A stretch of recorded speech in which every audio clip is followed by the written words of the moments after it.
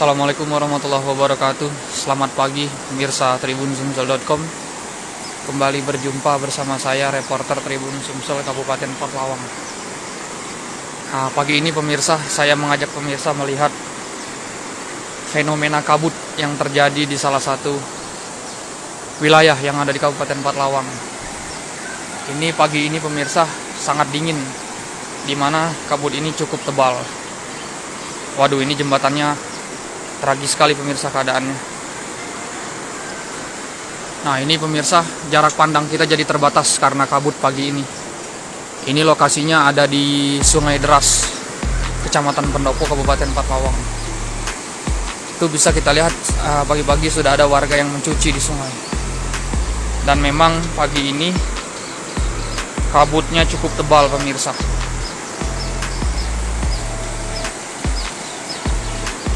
Kayaknya kita nggak bisa nyeberang sebelah sana, bisa nggak ya?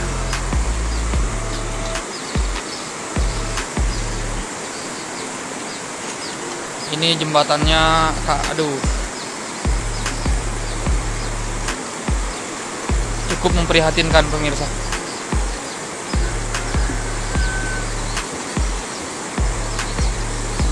Sepertinya tidak bisa. Kita lihat kabutnya dari sini saja pemirsa. Sedikit bercerita untuk pemirsa TribunSumsel.com, memang dalam beberapa hari ini saya merasakan ataupun dirasakan cuaca